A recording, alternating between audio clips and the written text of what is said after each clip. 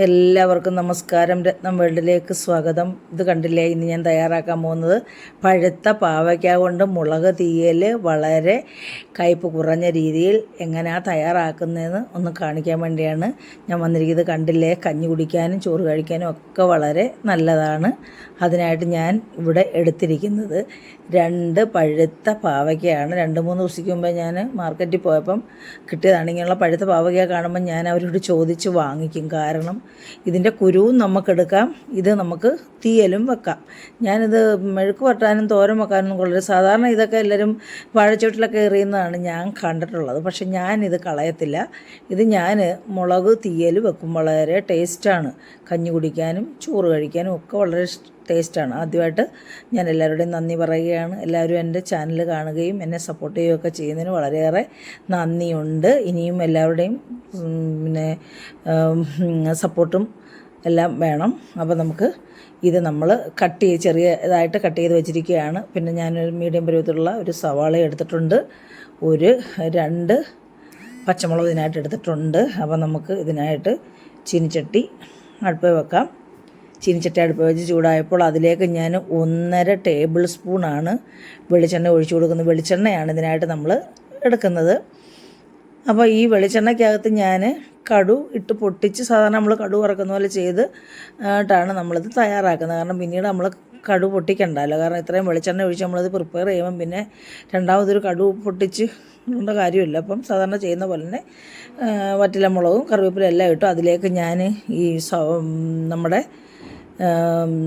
ഓമയ്ക്ക അല്ലല്ലോ, പാവയ്ക്ക, അതായത് കയ്പ്പയ്ക്ക. നമ്മൾ പാവയ്ക്ക എന്നാണ് പറയാറ്. നമ്മൾ കയ്പ്പയ്ക്ക എന്ന് വായി വരത്തില്ല. അപ്പോൾ ഇത് നമുക്ക് ഈ എണ്ണയ്ക്കകത്തിട്ട് നന്നായിട്ട് ക്രിസ്പി ആവണ്ട, നന്നായിട്ടൊന്ന് വഴന്ന് മൂത്താൽ മതി. ക്രിസ്പി ആവണ്ട. നമ്മൾ തീയൽ നമുക്ക് ക്രിസ്പി ആവേണ്ട കാര്യമില്ല. അപ്പോൾ ഇത് വഴന്ന് നന്നായിട്ട് മൂക്കണം.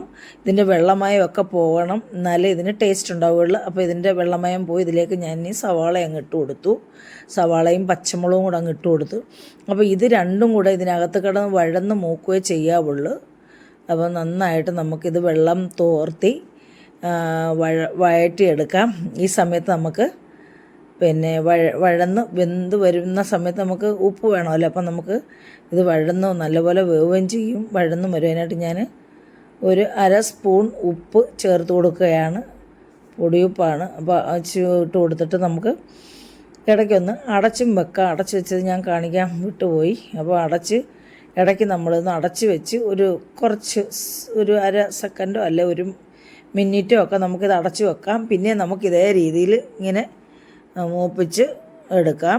അപ്പോൾ ഇതേ രീതിയിൽ നമ്മൾ ചിക്കി മൂപ്പിച്ച്, അപ്പം നമ്മൾ ഇതിൻ്റെ എണ്ണ എല്ലാം തെളിഞ്ഞു വരണം.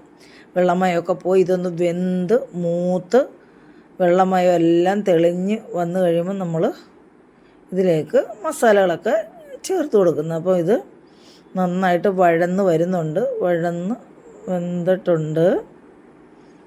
അപ്പോൾ ഈ പാവയ്ക്കായ്ക്ക് എല്ലാ ഗുണങ്ങളും ഉണ്ട്. ഞാൻ എപ്പോഴും പറയുന്ന കാര്യമാണല്ലോ. അപ്പം ഞാൻ ഇതിനെക്കുറിച്ചൊന്നും കൂടുതലായിട്ടൊന്നും സംസാരിക്കുന്നില്ല.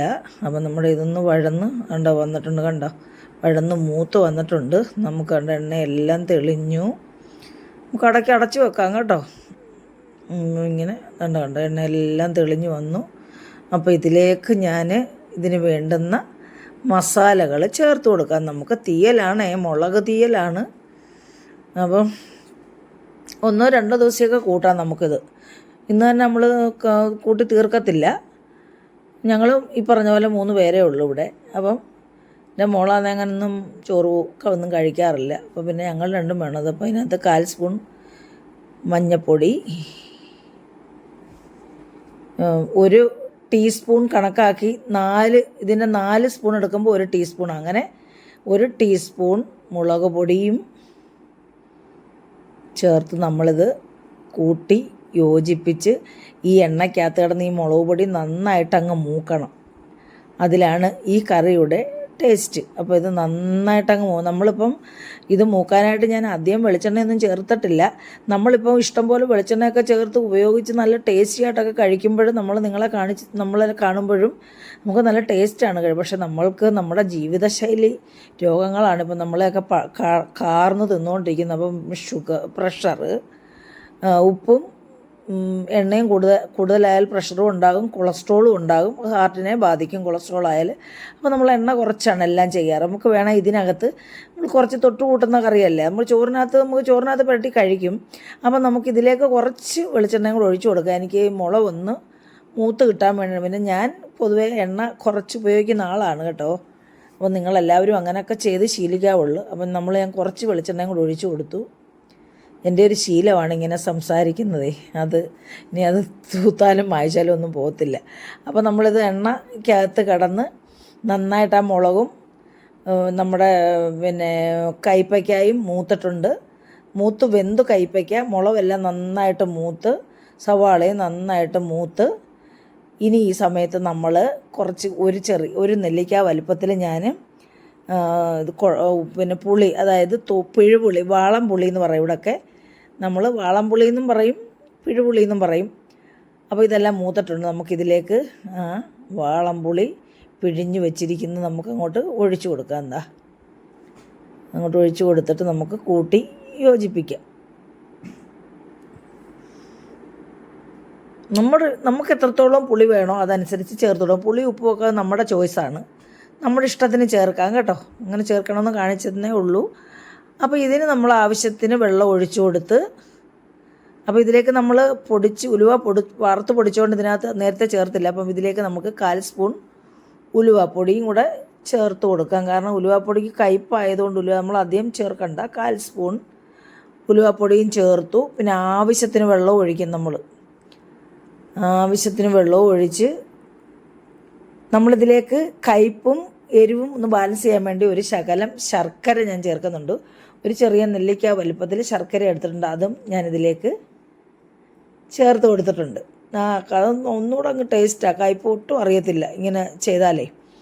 അപ്പം നമ്മളിതിലേക്ക് ആവശ്യത്തിന് വെള്ളം ഒഴിച്ച് നമുക്ക് ഇതൊന്ന് പറ്റിച്ച് ഇതിൻ്റെ എണ്ണയൊക്കെ തെളിച്ചെടുക്കാം. അപ്പോൾ ആവശ്യത്തിന് വെള്ളം ഒഴിച്ച് ഇത് പറ്റി എണ്ണയെല്ലാം തെളിഞ്ഞ് വന്നിട്ടുണ്ട്.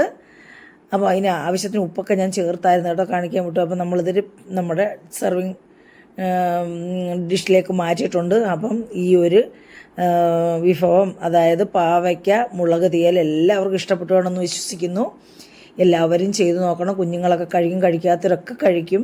പാവയ്ക്ക കഴിക്കാത്തവരൊക്കെ കഴിക്കും. എല്ലാവർക്കും പാവയ്ക്ക ഇഷ്ടമല്ല. അപ്പം എല്ലാവർക്കും ഇഷ്ടപ്പെടുന്ന ഒന്ന് ലൈക്ക് ചെയ്യുക, കമൻറ്റ് ചെയ്യുക, സബ്സ്ക്രൈബ് ചെയ്യുക. അടുത്തൊരു വീഡിയോ ആയിട്ട് വരുന്നവരെയും നന്ദി, നമസ്കാരം.